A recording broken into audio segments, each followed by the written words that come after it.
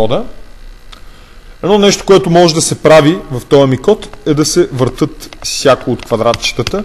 Аз майче така го бях написал и миналия път. Така ли беше?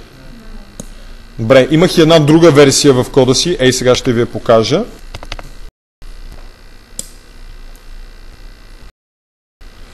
В която не ни се разрешава, а да превръща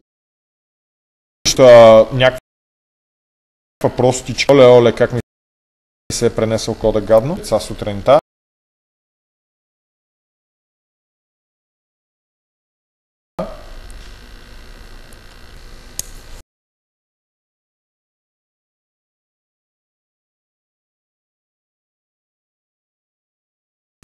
Всички виждате, добре. Ето това да се случва при малко.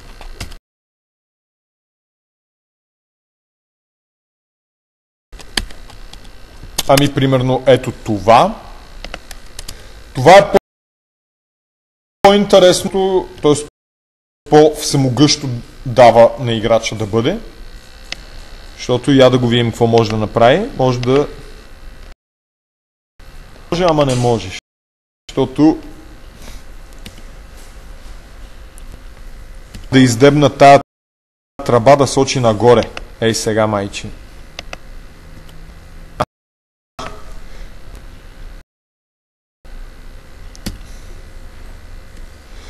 В момента имам доста приключения, защото съм направил всяко от квадратчетата да има кодна и изходна релса. По една. Това означава, че всяка от релсите е еднопосочна. Аз не знам всъщност как да ги наричаме релси или тръби. А може би някои от вас още изобщо не се ориентират за коя игра сме си лафили миналия път, като не бяха тогава.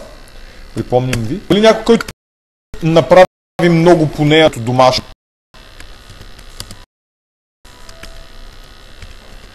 Давид, какво епично...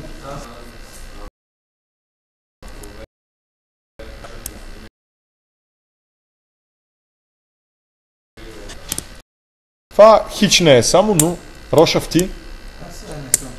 Ти не си работил. Друг да е работил нещо вкъщи. Добре. Ей, сега ще се опитам да ви пусна игра подобна на тази, която...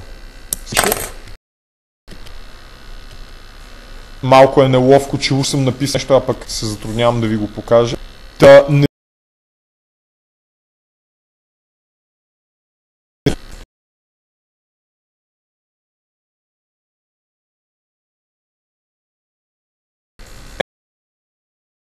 Ето сега ще стане. Като цъкам нагоре,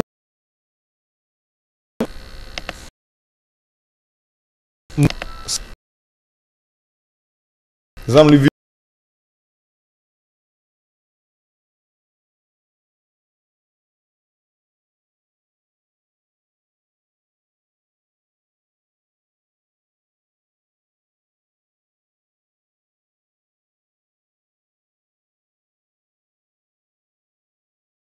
виждате оригиналния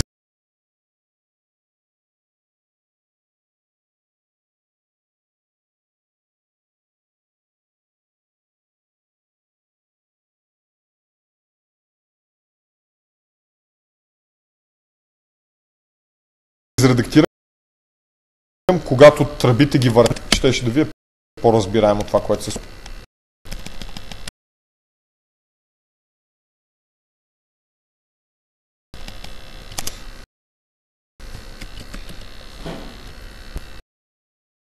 Я да видим сега какво мога да направя. Примерно нагоре. Тази в момента не е свързана, защото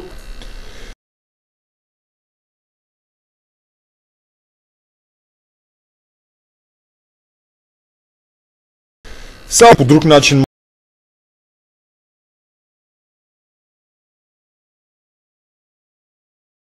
мога ли, нали?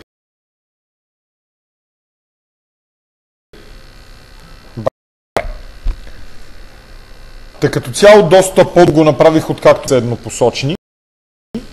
Вие помните, че на миналата част работехме посочни.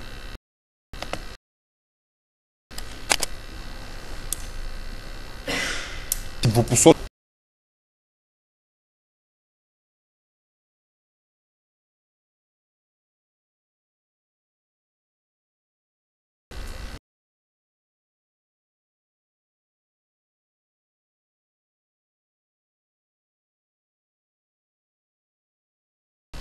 Аз не помням неща с присъствие, мисля, че много малко са идвали някои от вас и докато им е трудно.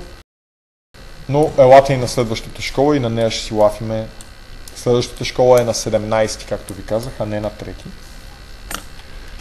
Та, какви неща имам из кода си, за да мога да направя всичко това? Ами за начало имам двумерен масив.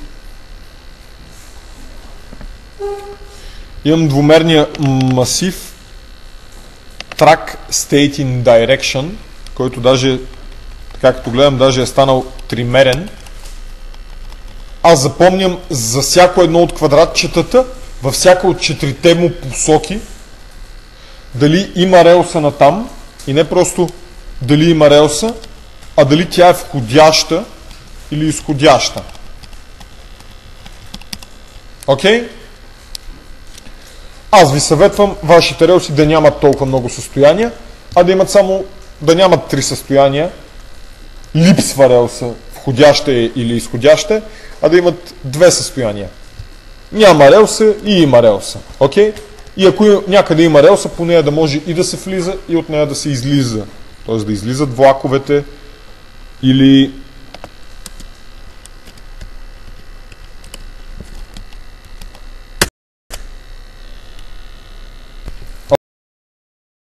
окей?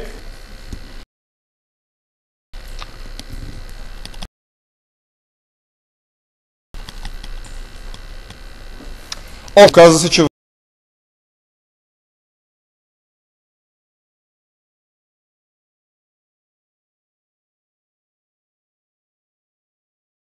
в най-простия вариант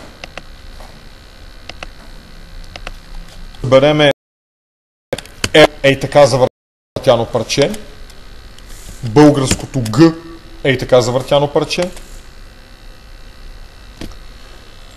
и още 2 завъртания на обратно, нали така? 2 огледални завъртания на тия 2 букви. След това имаме ето такова парче, което може да съберем, и ето такова парче. Съгласни ли сте? Общо 6 парчета релси може да събереме, като от първа, като я завъртим, отиваме на втора, от втора, като я завъртим, отиваме на трета, от трета, като я завъртим, отиваме на нулева, от нулева, като я завъртим, отиваме на първа. И съответно четвърта и пета минават от такова, минаваме на такова, от такова на такова, нали така? И вече трудният вариант, за който доста трябваше да се замислим, е да направим влакче, което примерно да се движи по тия релси, или течност ли да бъде, дали тя ще се разклонява. Ето в тази игра, например, може да видите, че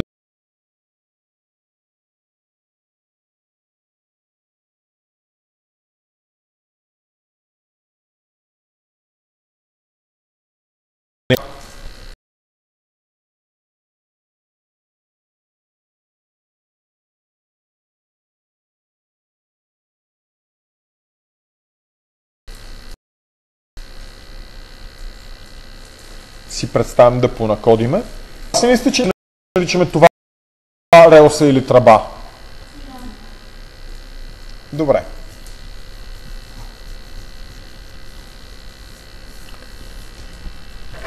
Кой вариант ви се струва по-лесен? Този да имаме 6 възможни релсотръби или този вариант да си помним за всяко от краищата на квадратчетата, нагоре ли, надолу ли, наляво, надясно ли, дали има натам.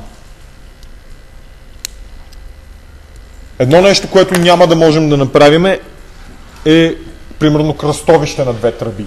Okay? Или пък такива Т-образни парченца. Ще ни е някакво смато да понаправим.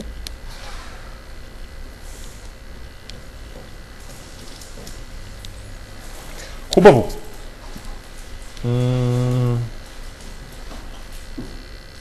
Има ли някой с въпрос как да направи нещо? Има ли някой, който не е запознат с двумерни масиви, освен тези, за които аз знам, Борислава и Брати, чудесно, така.